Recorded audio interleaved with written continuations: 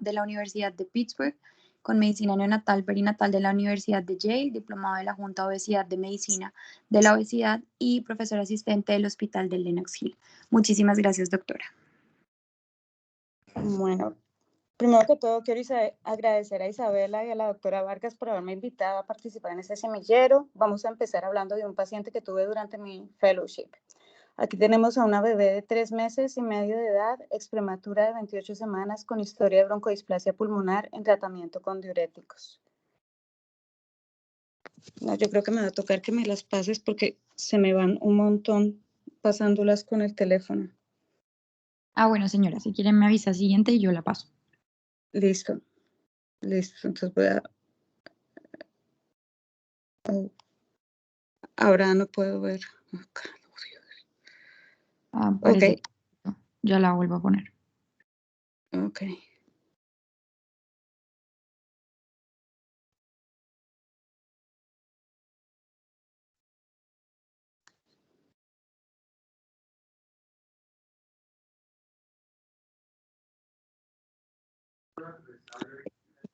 Siguiente. Listo. Ok, ella tiene historia de intolerancia a los alimentos, distensión abdominal, recibió leche materna extraída y diferentes tipos de fórmula. Aproximadamente a los 2 meses de edad fue diagnosticada con alergia a la proteína de la leche y la fórmula se cambió a Neocate vía tubo nasogástrico. Siguiente. Un hallazgo incidental del laboratorio reveló bajo fósforo y aumento en la fosfatasa alcalina. Empezó un tratamiento breve con fósforo oral, su fórmula se cambió a Alimentum y los suplementos de fósforo se descontinuaron con normalización del fósforo y corrección gradual de la fosfatasa alcalina. Siguiente. En esta gráfica ustedes pueden ver los cambios en el calcio en gris y en el fósforo en naranja. Cuando se inició el Neocate se puede ver la caída de los niveles de fósforo. Cuando se iniciaron los suplementos de fósforo, los niveles plasmáticos empezaron a mejorar y con el cambio de fórmula se estabilizaron al punto que se pudieron descontinuar los suplementos de calcio y fósforo. Siguiente. En esta gráfica podemos ver la variación en los niveles de fosfatasa alcalina que se aumentaron hasta 1.400 unidades internacionales por litro y cómo corrigieron cuando la fórmula se cambió a alimento. Siguiente. Y acá podemos ver los cambios radiográficos al momento del diagnóstico, en donde se notaba en la primera al lado izquierdo, al momento del diagnóstico se ve una pobre definición de la metáfisis, ensanchamiento de los bordes metafisiarios, configuración cóncava de las metáfisis, elongación del extremo distal y a la derecha podemos ver la mejoría a los 5 meses. Este fue un caso de un paciente con raquitismo hipofosfatémico secundario al uso de fórmula elemental y esto fue descrito en una serie de casos que publicamos en el 2017. Siguiente. Como ya les dijo Isabela, yo soy Luisa González y hoy vamos a hablar de la enfermedad metabólica ósea del prematuro. Siguiente. No tengo ningún conflicto de interés en relación con esta presentación. Entonces, ¿qué es la enfermedad ósea del prematuro? La enfermedad metabólica ósea del prematuro son los cambios, se refiere a los cambios bioquímicos. También tiene varios sinónimos, como osteopenia del prematuro, que son los cambios metabólicos y el desgaste óseo que se ven en las radiografías, o raquitismo del prematuro, que se refiere a la clínica, que es similar a la de los pacientes mayores. La definición es un poco, no es tan clara porque no se ha podido lograr un consenso. Se define como desmineralización del esqueleto en el prematuro secundaria a la obtención inadecuada de calcio y fósforo, tanto prenatal como postnatalmente, con respecto al nivel esperado en la mineralización de un feto o recién nacido de tamaño y edad gestacional similar, en conjunto con los cambios en las radiografías y en los laboratorios esperados para ese momento, que está elevado por el incremento en el crecimiento óseo que ocurre a las semanas posteriores al nacer. Siguiente. Aquí podemos ver los cambios radiográficos durante la evolución de la enfermedad metabólica ósea. Esta radiografía, la flecha muestra el anillo de crecimiento, es una radiografía normal de un recién nacido a término y estos bebés a los 6 meses de edad. La siguiente. Esta podemos ver inicio del proceso de desmineralización del húmero en un bebé de 6 meses con prematurez extrema y la flecha muestra la reacción perióstica. Siguiente. Y estas dos radiografías muestran desmineralización severa con características de raquitismo, incluyendo pobre definición de las metáfisis, ensanchamiento de los bordes metafisiarios. Podemos ver arriba de la flecha la forma cóncava del extremo distal de las metáfisis con adelgazamiento cortical, y la flecha señala una fractura en proceso de curación. Siguiente. O sea, debido a la falta, como dije antes, del consenso en su definición, la incidencia de enfermedad metabólica del prematuro es desconocida. Se considera que afecta aproximadamente entre el 23 y 60% de los prematuros de muy bajo peso, o sea, menores de 1.500 gramos, y de peso extremadamente bajo, menores de 1.000 gramos. Antes de las recomendaciones dadas por la Academia Americana de la Pediatría en el 2013, no había un consenso con respecto al tamizaje para enfermedad metabólica del prematuro. Sin embargo, a pesar de estas recomendaciones, el tamizaje se hace en gran medida de acuerdo a cada institución y preferencia del médico tratante, ya que hay muchas opciones disponibles para su diagnóstico. Siguiente. Vamos ahora a empezar por la fisiopatología. Siguiente. Para entender mejor esta enfermedad hay que empezar hablando de cómo se forma el hueso.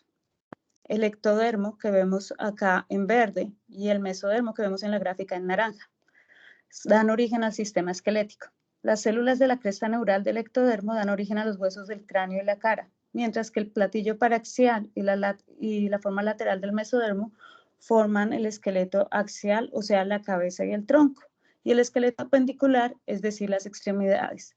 Las células madres mesenquimales derivadas del mesodermo deciden el método en que se va a formar el hueso, ya sea membranoso, inducido por los osteoblastos, versus endocondral, inducido por los condrocitos. Siguiente. Los osteoblastos son extensiones de las células madres mesenquimales y son los responsables de construir la matriz ósea, donde se incrustan los minerales, es decir, el calcio y el fósforo. La mayoría de las células en el hueso son osteocitos o finalmente se diferencian en osteoblastos, que sirven como receptores mecánicos. Los osteoclastos se originan de la línea celular hematopoyética. Te adelantaste una diapositiva. La función principal de los osteoclásticos es reabsorber hueso bajo, el control de los osteoblastos, la proliferación de los precursores cartilaginosos, osificación progresiva, está influenciada por una suplencia vascular adecuada.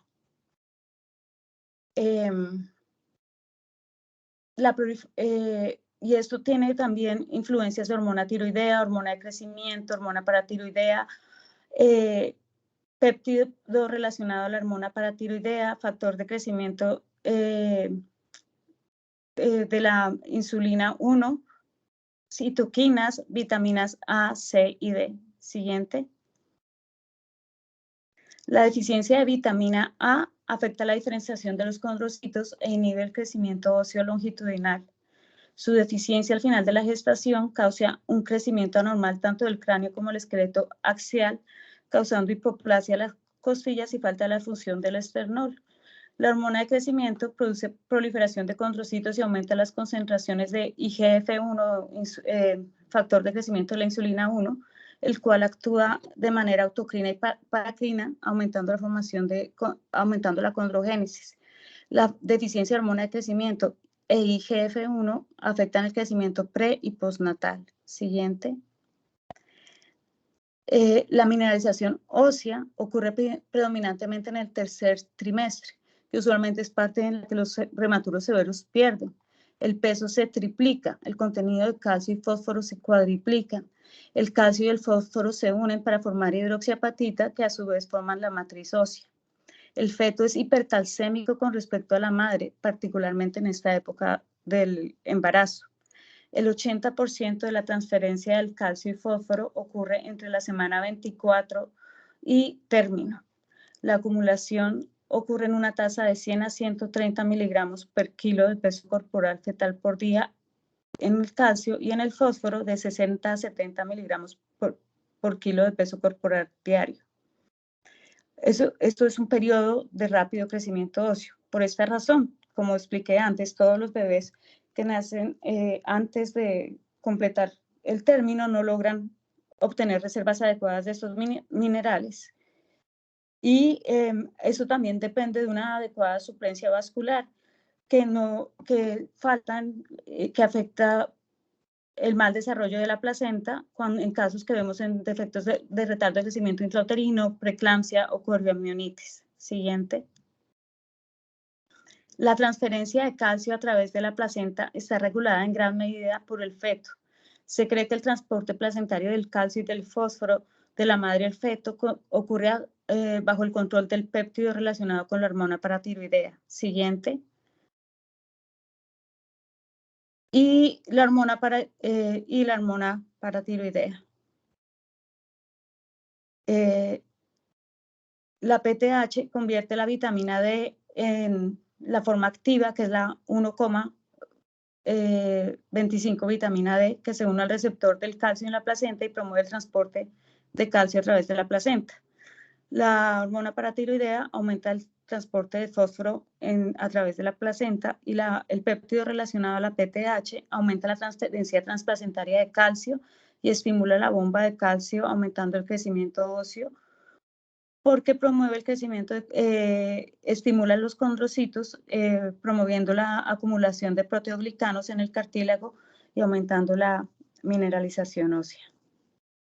La vitamina D se transfiere como 25 hidroxivitamina D a través de la placenta, aunque también se produce síntesis placentaria y transferencia materna. La principal fuente de vitamina D es en forma activa y un 95 es a través del riñón, se activa la vitamina D. Siguiente. La hidroxilación de vitamina D es completamente funcional a las 24 semanas de gestación y los bebés prematuros pueden formar la forma activa que es 1,25 hidroxivitamina D. El raquitismo congénito ocurre en casos de deficiencia materna de vitamina D, mientras que se reporta densidad ósea normal en bebés con agenesia renal. Se ha demostrado que la baja ingesta materna de vitamina D disminuye el crecimiento óseo intrauterino y la duración de la gestación.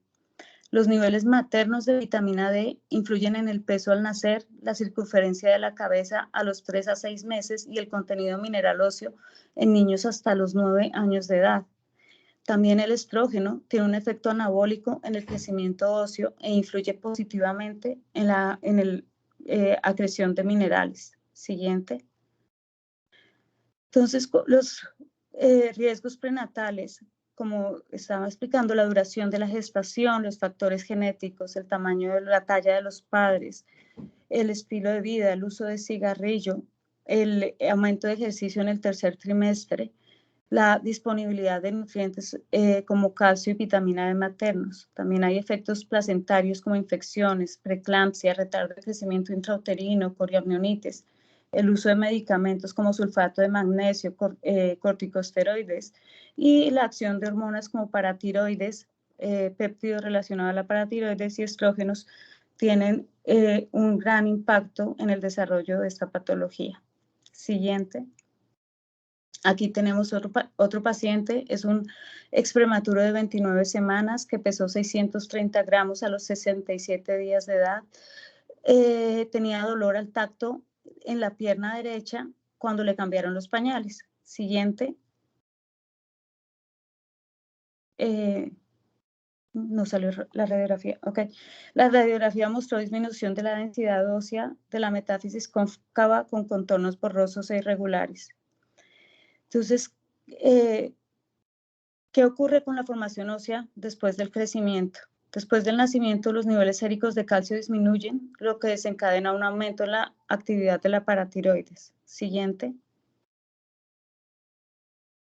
La PTH regula la homeostasis del calcio porque se une a los receptores de PTH que en las células de los túbulos renales y en los osteoblastos. Siguiente.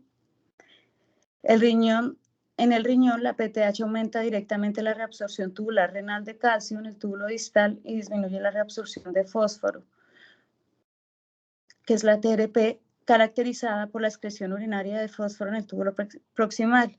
Induce la expresión de la 1-alfa-hidroxilasa, que cataliza la conversión de 25-hidroxivitamina D en su forma activa, que es la 1,25-hidroxivitamina D. Siguiente. La PTH también participa en el proceso de osteoclastogénesis en la formación de osteoblastos, en la diferenciación y en la actividad de los osteoclastos, que estimulan la resorción ósea, aumentan el recambio óseo y desencadenan la liberación de calcio y fósforo. En el intestino aumenta la reabsorción de calcio y fósforo, y los efectos renales de la PTH son los más potentes, causando hipercalcemia e hipofosfatemia, aumentando la excreción de fósforo renal y reabsorción de calcio. Siguiente. Ahora hablemos de la vitamina D. Los niveles elevados de 1,25 de la forma activa de vitamina D, que es la 1,25, aumentan la absorción intestinal de calcio y en menor medida de fósforo. La mayoría de la vitamina D se produce en la piel por la exposición a la luz solar, lo cual no ocurre pues, en los bebés que están en la unidad de recién nacidos. Y la vitamina D2 se obtiene predominantemente en la dieta. La mayoría de nuestros bebés están alimentados con nutrición parenteral. Solo cuando empiezan la nutrición oral es cuando empezamos a aumentar la suplementación con vitamina D. Las vitaminas D3 y D2 no son biológicamente activas hasta que se metabolizan en el hígado. La 25-hidroxilasa convierte vitamina D en 25-hidroxivitamina D, que es calcidiol, que es la forma principal de la vitamina D en la sangre. Y luego en el riñón, por acción de la PTH, que activa la 1-alfa-hidroxilasa, convierte el calcidiol en calcitriol, que es la forma activa de la vitamina D. Pero es una cosa que es muy importante recordar, es que cuando vamos a evaluar los niveles de vitamina D, hay que evaluar la 25-hidroxivitamina D, no la 1,25, porque la 25 tiene una vida media mucho más larga, que son 15 días, mientras que la 1,25 la vida media es más corta, son solo 15 horas. Siguiente. La vitamina D aumenta la absorción de calcio y fósforo en el duodeno y yeyuno del tracto intestinal, promueve la mineralización ósea y inhibe la PTH, aumenta la reabsorción de calcio y fósforo en el riñón. Y los bebés que tienen riesgo de deficiencia de vitamina D son los bebés que son exclusivamente alimentados con leche materna, tienen defectos renales, usan anticonvulsivantes como fenitoína y fenobarbital, que aumentan el metabolismo de la vitamina D, o sea, que necesitan tomar más vitamina D.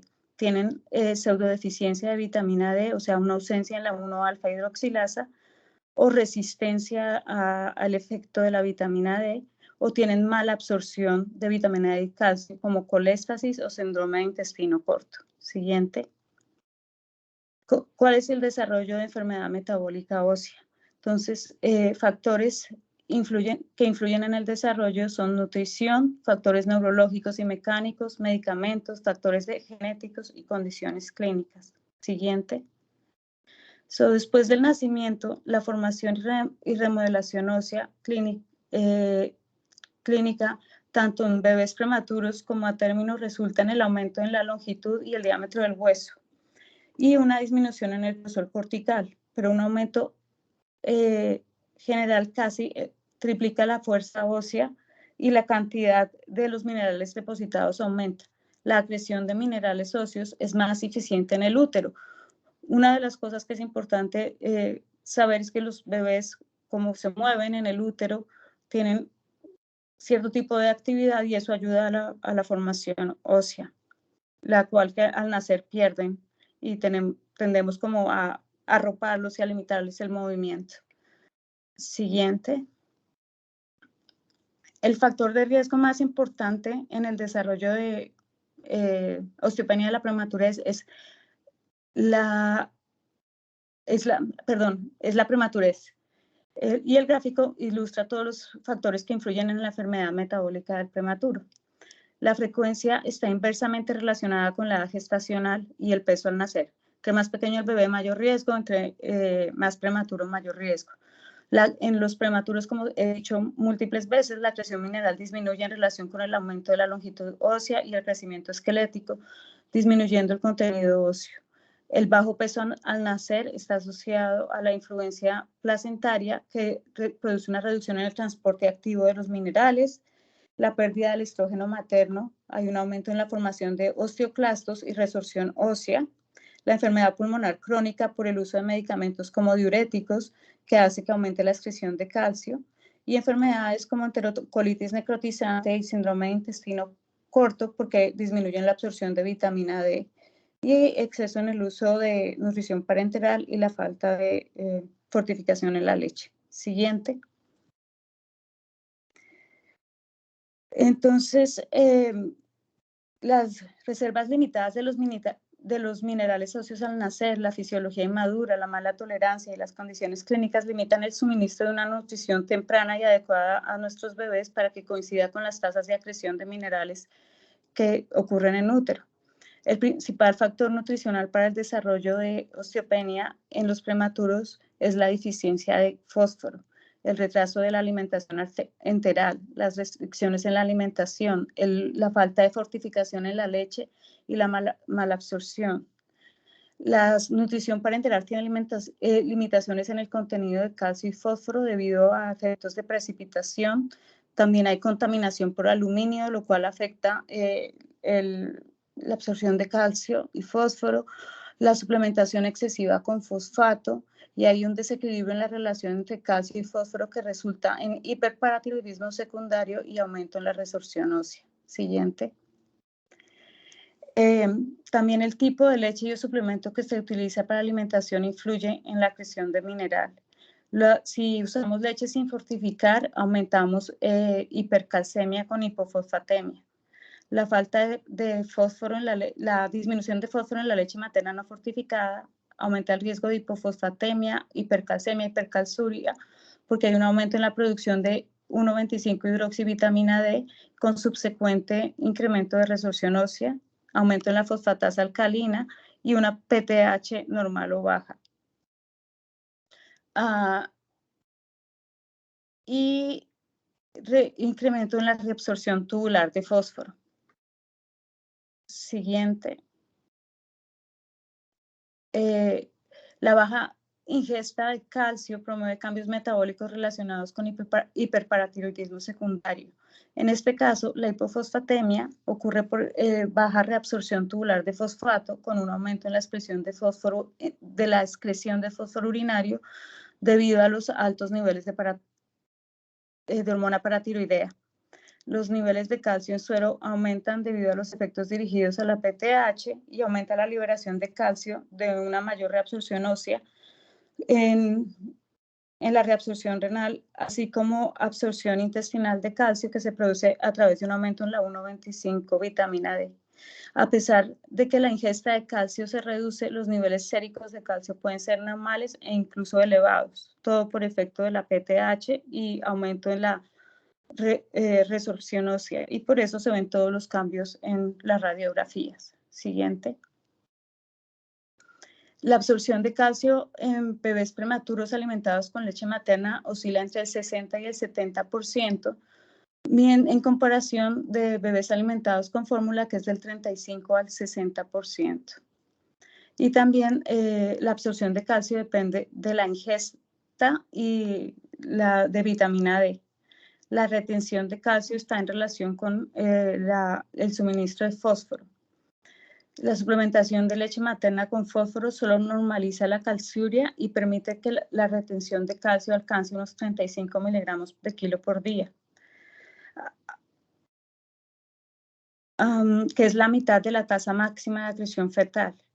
La leche materna de donantes tiene menor contenido de fósforo en comparación con la leche materna que no ha sido almacenada. Siguiente.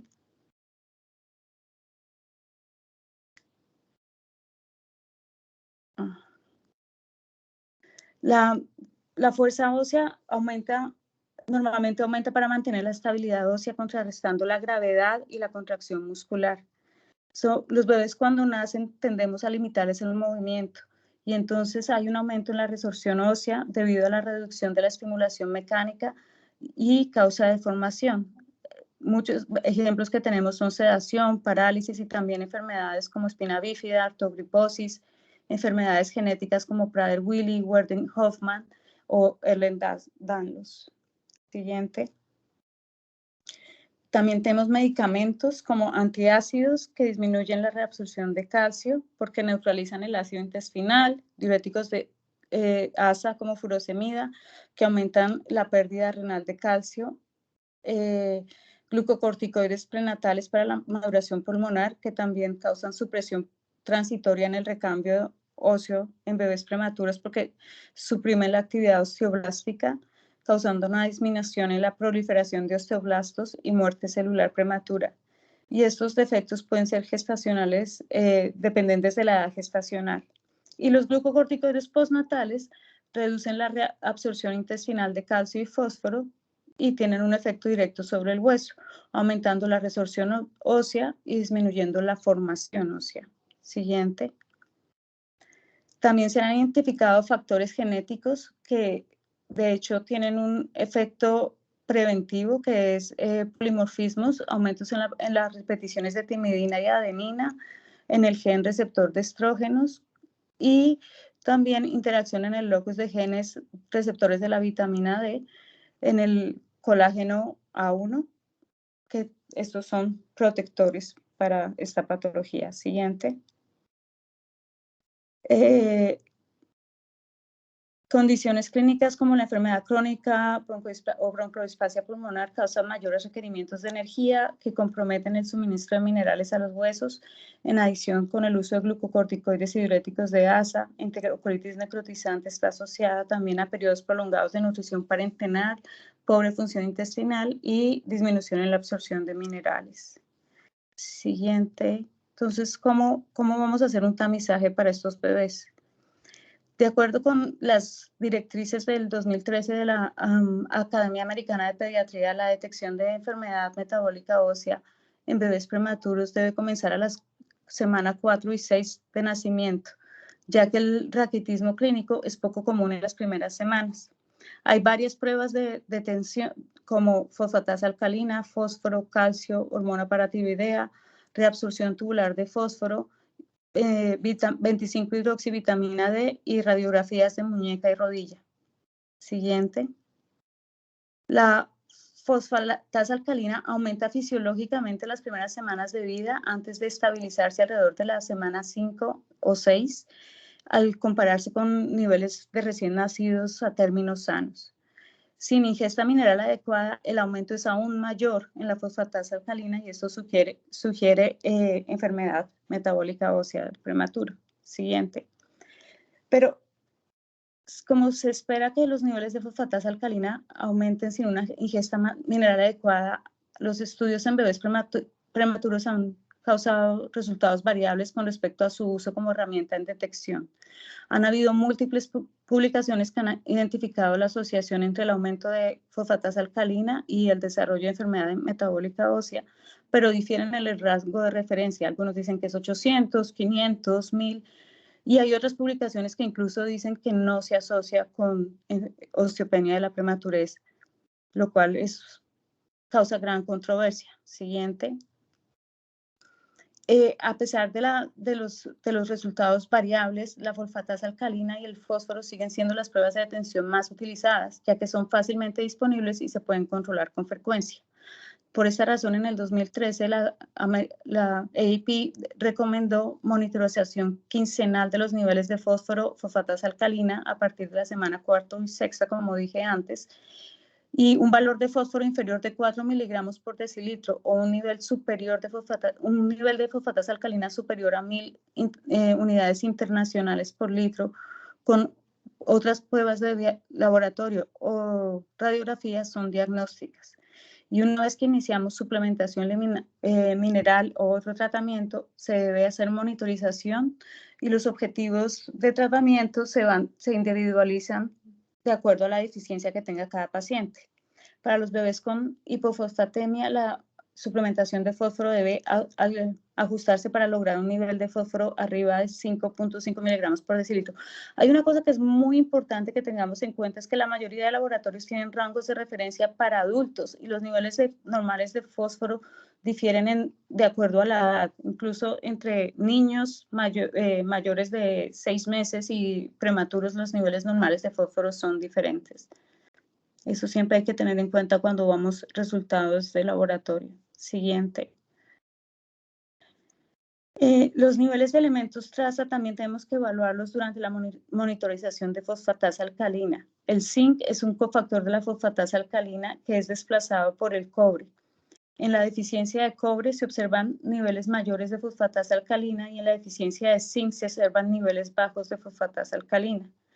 Los prematuros con fracturas tienen elevada la fosfatasa alcalina, aumentando el zinc. Sin embargo, los niveles elevados de fosfatasa alcalina en estos bebés no son causados por el aumento de zinc, sino que los niveles altos de zinc en este escenario se deben al alto recambio óseo y posterior liberación tisular de zinc desde el hueso. El uso de glucocorticoides se está asociado a niveles bajos de fosfatasa alcalina, ya que inhiben la formación ósea mediada por los osteoblastos, en combinación con la estimulación sobre la resorción ósea mediada por los osteoclásticos. O sea que los glucocorticoides, como he dicho varias veces, afectan el equilibrio entre la formación y la resorción ósea y aumentan la fragilidad ósea, afectando la remodelación, alterando la remodelación ósea. Siguiente. Si recuerdan, al principio hablamos de que hay una derivación preferencial del calcio por medio del transporte activo a través de la placenta. Los niveles de calcio total e ionizado en el feto son mayores que en la madre y esto todo promueve la mineralización de los huesos y esta hipercalcemia relativa puede suprimir la secreción fetal de hormona paratiroidea y la síntesis de 1,25 vitamina D.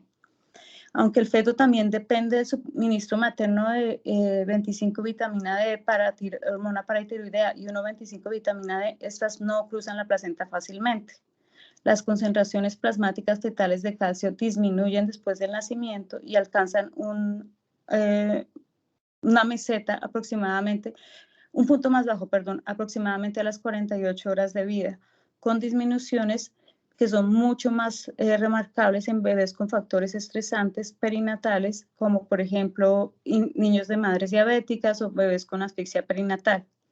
En los bebés a término, este punto más bajo está acompañado de un aumento en la PTH y un aumento posterior en la forma activa de vitamina D. En los prematuros, este aumento es mucho más lento y particularmente en los bebés críticamente enfermos de bajo peso, en los que los valores normales pueden no alcanzarse, sino después de muchas semanas después del parto. Siguiente. La medición exclusiva de calcio en suero no es una prueba diagnóstica, porque estos bebés pueden tener calcio normal o incluso el calcio es elevado debido a la salida del calcio desde el hueso. Podemos encontrar hipocalcemia cuando hay disminución en la ingesta o en la absorción de calcio o cuando hay pérdidas urinarias de calcio. E hipercalcemia cuando hay un aumento en el recambio óseo o hay una ingesta excesiva de calcio. Y esto indica que, como les dije antes, la medición única de un solo mineral no es diagnóstica. Siguiente. Algunos estudios recientes sugieren que la PTH es un marcador importante en la detección de osteopenia y que los bebés prematuros tienen niveles de PTH similares a los de los adultos. Algunos autores sugirieron que un nivel de PTH mayor de 180 o un nivel de fósforo menor de 4.6 está asociado con una sensibilidad del 100% y una especificidad del 94%. La reabsorción tubular de fósforo y el nivel de fósforo, además de un nivel de PTH, nosotros teníamos dos pues, vaquitas y me llevó para la petrolera y me untaba de la baba del ternero. ¿Aló? Te escuchamos, no sé, de pronto a alguien se le abrió el micrófono, pero ya. La reabsorción tubular de fósforo, además de un nivel de PTH, puede ser útil para distinguir la insuficiencia de calcio y fósforo, y la reabsorción tubular de fósforo mide la fracción de fósforo que se excreta. Una TRP normal oscila usualmente entre 85 y 90%, pero debe interpretarse en un contexto de los niveles séricos de fósforo. Se debe medir el fósforo y la creatinina urinaria y relacionarse con el fósforo y la creatinina en suero.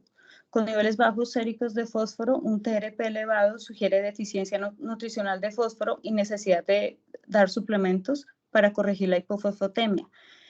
Por el contrario, si el TRP es bajo en el contexto de daño tubular renal primario, esto ocurre en hiperparatiroidismo y la PTH puede utilizarse para distinguir estos diagnósticos. Si la TRP es baja y la PTH es alta, sugiere deficiencia de calcio y entonces el tratamiento es calcio para suprimir los niveles elevados de hormona paratiroidea o para hiperparatiroidismo secundario. Siguiente. La relación de calcio urinario con creatinina urinaria es útil para diagnosticar hipercalciuria debido al exceso de ingesta de calcio o aumento en la pérdida urinaria secundaria a medicamentos. El valor de calcio creatinina urinario puntual de 3.8 milimoles presenta un 95% para eso debe ser aumentar. Quiere decir que toca seguir evaluándolo y de darles tratamiento con calcio o calcitriol, porque hay un aumento en la excreción de calcio. El objetivo de los pacientes que se tratan con calcio y calcitriol es normalizar los niveles de hormona paratiroidea y los niveles de calcio sérico. Siguiente.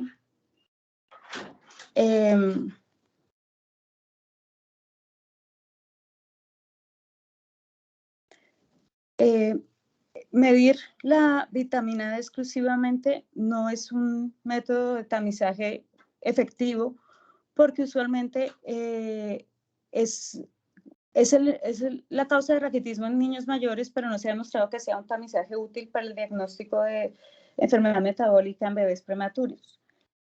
Anteriormente se han notificado niveles normales tanto en bebés prematuros con o sin enfermedad metabólica ósea.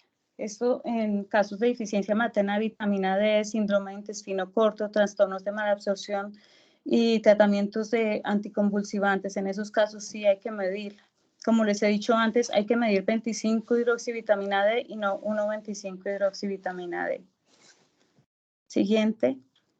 Las imágenes diagnósticas usualmente son hallazgos incidentales, como las radiografías. No se observan cambios hasta que la mineralización ósea se reduzca hasta un 20%. Y la Academia Americana de Pediatría recomienda volver a revisar las radiografías cada 5 a 6 semanas hasta que haya una mejor mineralización.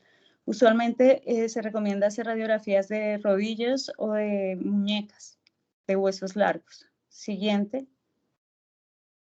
Los rayos X revelan varios grados de enfermedad ósea mineral, pero estos cambios no se reconocen a menudo hasta más tarde en el desarrollo de enfermedad ósea metabólica, cuando ya se ha producido un grado significativo de mineralización.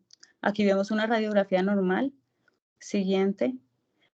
En el grado hay una pérdida de la línea blanca densa en las metáfisis con adelgazamiento de la corteza. Siguiente.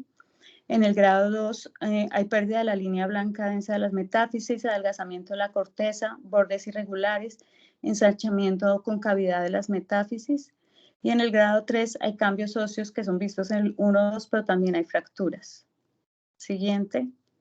Aquí hablamos de otro paciente, es un ex prematuro de 27 semanas, de 4 meses de edad, que pesó 800 gramos, con historia de ductos arteriosos persistente, enterocolitis necrotizante con perforación intestinal. Siguiente. Los laboratorios mostraron vitamina D normal, PTH elevada, fosfatasa alcalina elevada, calcio normal, bajo, fósforo, y algo que, como dije antes, algo que es importante tener en cuenta, hay que revisar los rangos de referencia para estar seguros que no son rangos de referencia de adultos. Siguiente. La vista anteroposterior del tórax muestra desmineralización. Las flechas señalan 2 fracturas en las costillas. Siguiente.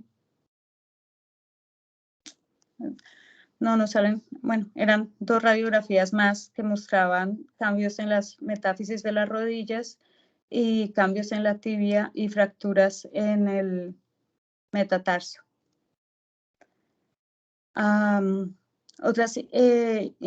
También hay otras imágenes diagnósticas que se pueden usar, pero no son útiles en bebés. Está la densitometría ósea, pero tiene mucha radiación. Está la tomografía computarizada cuantitativa periférica, que muestra la densidad ósea en la columna vertebral, fémur, antebrazo y tibia, pero no se ha estudiado en este grupo de edad. Y está el ultrasonido cuantitativo, que parece prometedor, porque mide la velocidad del sonido y puede proporcionar información sobre la densidad ósea y estructura del hueso, pero hasta el momento solo se usa en proyectos de investigación. Siguiente. Esta tabla resume todas las diferentes pruebas de detección diagnóstica para la enfermedad metabólica. Como ya les dije, la fosfatasa alcalina mayor de 600 o mayor de 600 que se va elevando, y tener en cuenta que disminuye con esteroides y está mucho más elevada con enfermedad hepática. El fósforo más bajo de 5.5, pero hay que estar relacionándolo con la fosfatasa alcalina y con la reabsorción tubular de fósforo. El calcio pues, puede ser bajo o puede ser alto, pero no es útil de manera aislada. La hormona paratiroidea tiene rangos de referencia limitados en los prematuros, y la vitamina D, que pueden haber laboratorios similares en pretérminos con o sin enfermedad ósea. Siguiente. Este es el algoritmo que se usa de tamizaje para el diagnóstico y el tratamiento, las opciones de tratamiento. Esto ya lo explicamos. Siguiente. Una vez más, estos son los hallazgos, los laboratorios que podemos encontrar en estos pacientes. Siguiente. Ahora, ¿cómo vamos a tratar? Siguiente. El objetivo es mantener los niveles séricos normales, pero también limitar las tasas de acreción en útero para calcio y fósforo. Las recomendaciones para el calcio, fósforo y vitamina D varían a nivel mundial. Son mucho más altas en Europa y mucho más bajas en Estados Unidos. Con un mayor calcio, las estrategias de alimentación más agresivas destinadas a promover el crecimiento y evitar el estado catabólico, como la introducción más temprana de la suplementación con proteínas en la nutrición parenteral, la alimentación enteral, iniciarla temprano, se han convertido en un lugar común en las unidades de cuidado intensivo neonatal. El aumento en la ingesta de proteínas tiene un efecto en el aumento de la absorción celular de fósforo, la fortificación de la leche, y las fórmulas para bebés pretérminos se prefieren generalmente que las fórmulas regulares. Siguiente. Diferentes sociedades pediátricas han proporcionado recomendaciones diarias para las necesidades enterales de calcio y fósforo en bebés prematuros.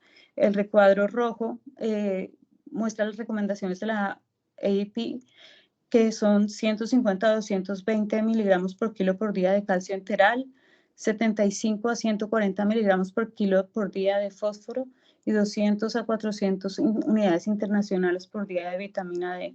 Pero podemos llegar hasta 1000 unidades internacionales por día de vitamina D en pacientes con mala absorción. Los recién nacidos prematuros deben ser alimentados con leche humana fortificada o fórmula pretérmino para optimizar la mineralización ósea, y es imperativo monitorizar de cerca los niveles de calcio, fósforos en estos pacientes calculando lo que se les está dando, y minimizar el uso de medicamentos osteolíticos como cafeína, diuréticos, esteroides. Siguiente. Como dije, tratar de evitar el uso de nutrición parenteral prolongada, aunque no es tan fácil de hacerlo. Para el subgrupo de estos pacientes que tienen uso de nutrición parenteral prolongada con hiperparatiroidismo secundario, el calcitriol puede ser una terapia complementaria porque se puede dar endovenoso con una dosis inicial de 0.05 microgramos por kilo por día y una dosis máxima de 0.2 microgramos por kilo por día. Lo cual suprime la secreción de hormona paratiroidea y minimiza la pérdida de fósforo y aumenta el calcio enteral y el fósforo. Este puede ser un complemento que es útil en los pacientes que no pueden recibir suplementos orales. Es importante también hacer estimulación mecánica porque ayuda a garantizar un contenido mineral óseo adecuado y desarrollo muscular. Siguiente. Hay múltiples opciones para la suplementación con calcio y fósforo y esta debe ser personalizada para cada paciente. La suplementación con fósforo debe considerarse con hipofosfatemia en el contexto de niveles bajos o normales de hormona paratiroidea, una reabsorción tubular de fósforo alta, lo que sugiere una falta de pérdida urinaria de una elevada pérdida urinaria de fosfato debido a un aumento en la retención de fosfato debido a una ingesta inadecuada de fosfato. El tratamiento está indicado para los valores de fósforo consistentemente inferiores a 4 miligramos por decilitro, pero se puede considerar si los valores caen por debajo de 5.5 miligramos por decilitro con fosfatasa alcalina elevada.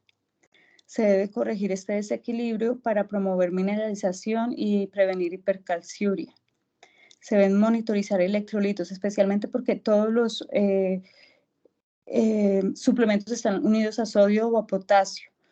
Y además porque también muchos de esos pacientes están usando diuréticos ahorradores de potasio. Y una vez los niveles séricos de calcio suelen permanecer normales, incluso altos, debido a un hiperparatiroidismo secundario compensatorio. Siguiente. El gluconato de calcio y el fosfato de sodio potasio son opciones para los bebés que requieren administración intravenosa. Las fórmulas enterales incluyen carbonato de calcio, gluconato, fosfato de potasio o sodio, Nutrafos, no sé si está disponible en Colombia, fosfato tribásico de calcio. Y se recomienda comenzar el fósforo elemental con una dosis de 10 a 20 miligramos por kilo por día y con un máximo de 40 a 50 miligramos por kilo por día de calcio elemental y 20 miligramos por kilo por día a un máximo de 70 miligramos por kilo por día.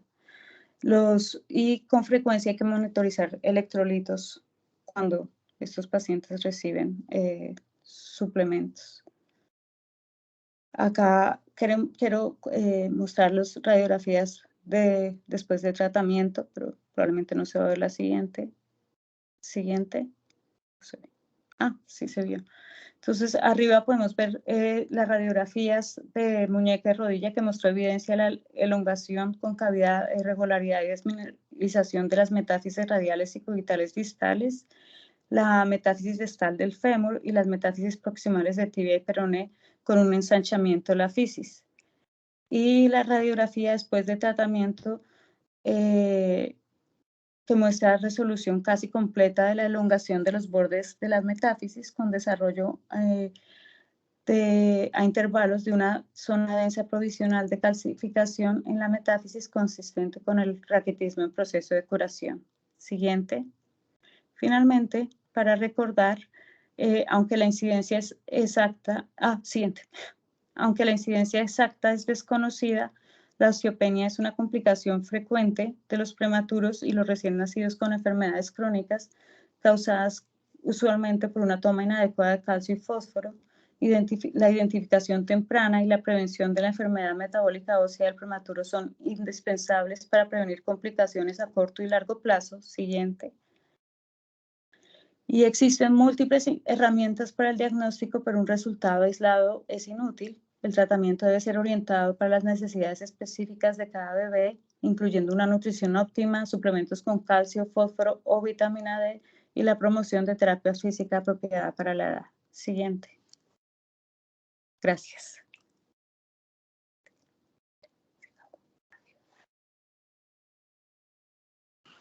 Bueno, Luisa, muchas gracias por la excelente presentación. Entonces vamos a dar paso a las preguntas. José, ¿tienes pregunta? Sí, doctora. Tengo una duda de más o menos hasta qué edad debería realizarse el seguimiento con paraclínicos a estos pacientes, pues, en los que tienen enfermedad metabólica ósea. Realmente si tú empiezas a darles tratamiento, tú tienes que ver si se han normalizado y cada 5 a 6 semanas evolucionan las radiografías. Y basado en los resultados ya tú decides hasta cuándo hay que hacer el seguimiento.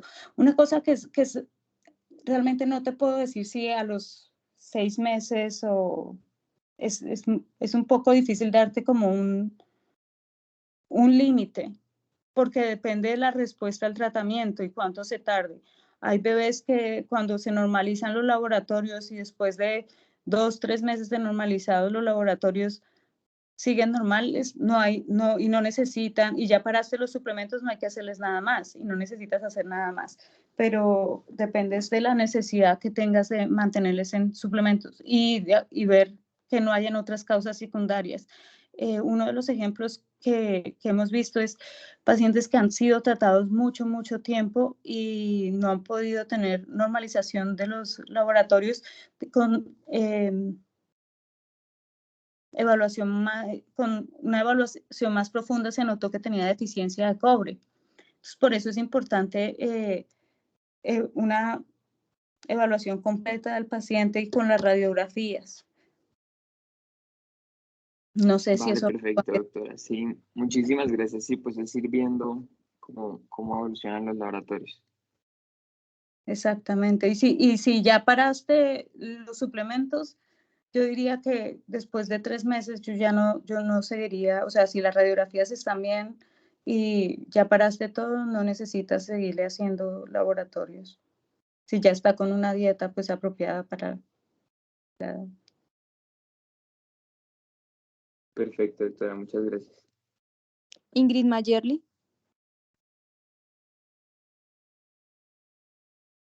Gracias, buenas noches. Doctora, yo quisiera preguntarle si ustedes qué medidas preventivas utilizan en los niños para disminuir como este riesgo de la enfermedad metabólica hacia el prematuro. Por ejemplo, cuando la leche materna en sus aportes se queda corta en aporte de calcio, vitamina D, fósforo, si ustedes fortifican rutinariamente las leches, pues la leche materna, o si la administran fórmula de prematuros de forma rutinaria a estos bebés. Y también quisiera preguntarle en qué momento pues está indicado como la realización de radiografías para el seguimiento de estos niños. Porque, por ejemplo, nosotros acá pues en el seguimiento solamente utilizamos radiografía en caso de que sospechemos algo de fractura, pero no sé si está indicado pues hacerlo antes. Gracias. Bueno, nosotros usualmente empezamos la fortificación cuando cuando estamos a la mitad, o sea, cuando estamos más o menos a 80 cc por kilo de peso, empezamos a fortificar. A veces empezamos con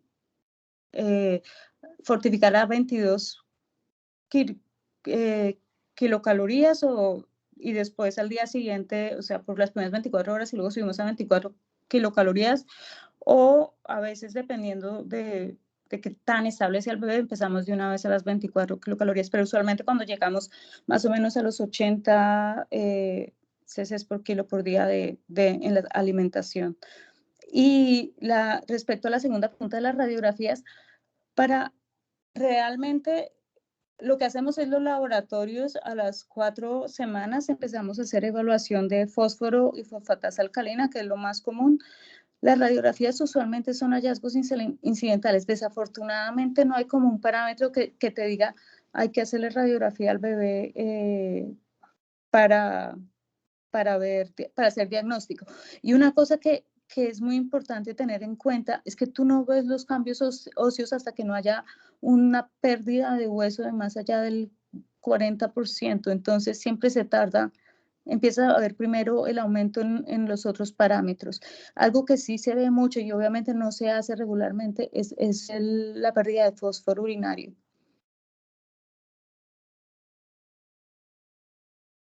Gracias, doctora. Isabela, Doctora, yo quería preguntarle a ustedes cómo manejan la parte de la terapia física, desde qué peso o edad se inicia y con qué intervalo lo hacen. La verdad o sea, yo pienso que cada institución es diferente. Para ser honestos, nosotros no somos muy buenos en hacer terapia física. Usualmente cuando el bebé nace tendemos no quiero sonar antipática, pero es que no sé cómo se dice, swaddle, como a ponerlos en la cobija y para que estén como manteniendo la posición que tenían en útero, y realmente se le ponen, desde que nacen, se le ponen varias objetos para ayudarlos a acomodar. Usualmente cuando son tan chiquitos, las primeras 72 horas se trata de mantener la cabeza especialmente en la línea media para evitar el riesgo de hemorragia intracraniana, pero lo que tratamos es como con objetos para eso, pero en terapia física, solo cuando se empiezan a ver que hay cosas o que tienen plagiocefalia o cosas así, no somos muy juiciosos en terapia física. Pero, o sea, te lo digo como neonatóloga, ahora como endocrinóloga, yo sí pienso que es importante tratar de favorecer el movimiento de los bebés, porque cuando el bebé está en el útero, el bebé no está quieto, el bebé se mueve y el bebé está moviéndose contra el músculo uterino, que es un músculo que es fuerte. Entonces eso le ayuda a aumentar la acreción de hueso. Listo, doctora, muchas gracias.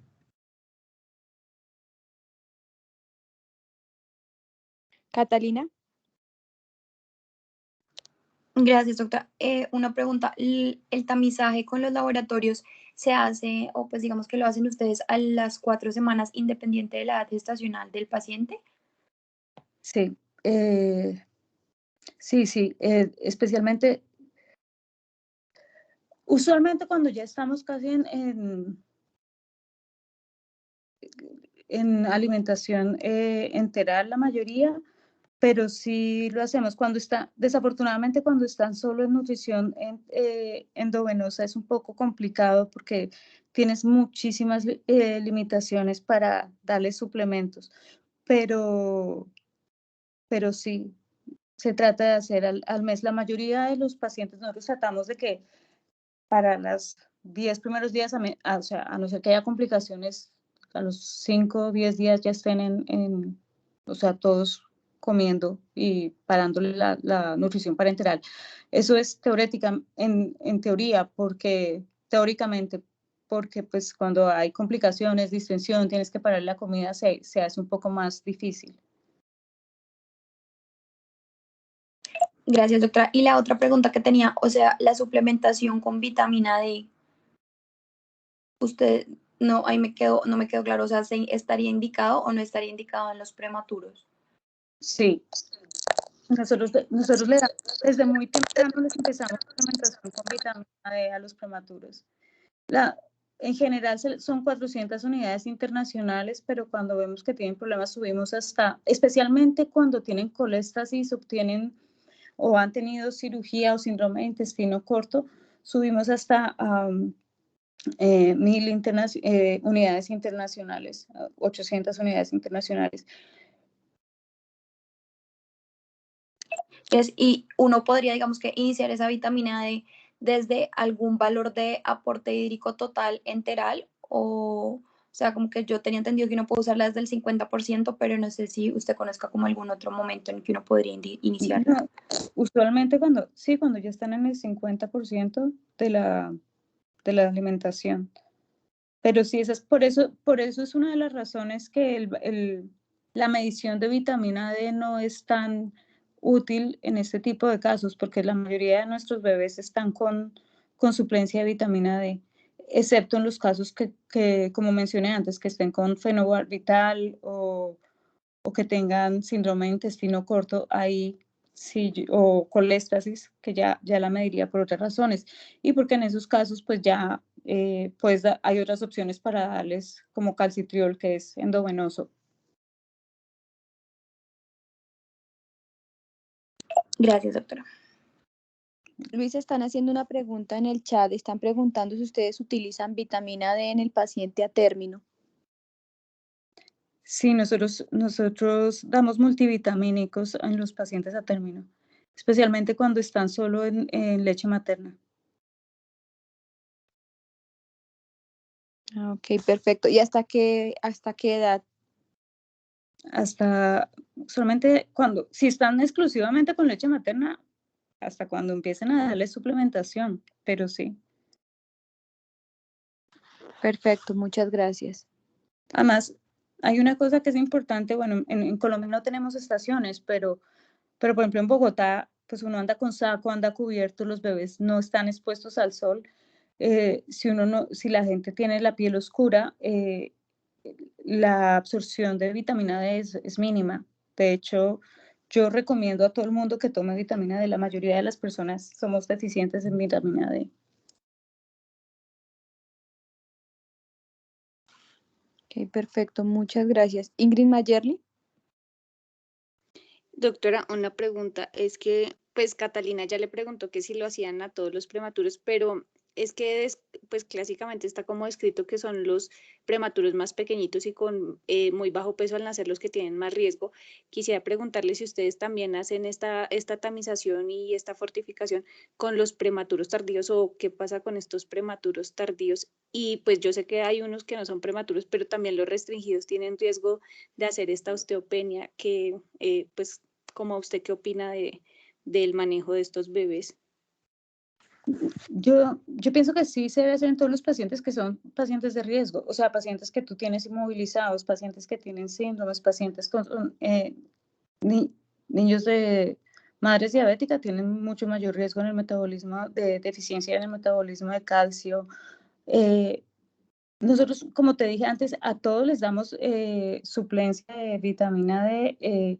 Solamente a los prematuros tardíos se les da fórmula que está fortificada, o sea, se les fortifica la leche materna hacia 22 calorías, porque la leche materna solamente es 19 a 20 calorías. Se le fortifica 22, lo cual incluye que tiene mucha más proteína y tiene mucha más minerales. Los bebés que son complicados, como con encefalopatía hipóxica o que duran en la unidad de recién nacidos o que tienen cosas respiratorias o que no se pueden mover porque tienen cirugía abdominal, gastrosquisis o un falocele, no sé, cualquier tipo de patología, sí hay que hacerles evaluación porque son bebés que la absorción intestinal y la nutrición en calcio y fósforo está limitada. Especialmente cuando tú los tienes en nutrición parenteral, porque el radio de calcio y fósforo que das en la nutrición parenteral es bastante limitado. Entonces yo sí pienso que hay que hacerles, o sea, más o menos hacia las 4 semanas, si todavía están en el hospital, hay que hacerles evaluación de eso. Y como dije antes, la mayoría de bebés que solo están en leche materna, o sea, a todos los bebés que están en leche materna nosotros les damos multivitaminas. Gracias, doctora. De nada. No sé si alguien tenga una pregunta adicional. Y si no, pues Luisa, darte las gracias por la excelente presentación y pues por darnos ese tiempo, sobre todo para las preguntas que nos permiten resolver esas dudas que se nos generan diariamente en nuestra práctica, pues en la unidad. No sé si alguien tiene algún comentario, si no, pues Lisa, esperamos seguir contando con tu participación en las sesiones de nuestro semillero. Posteriormente, pues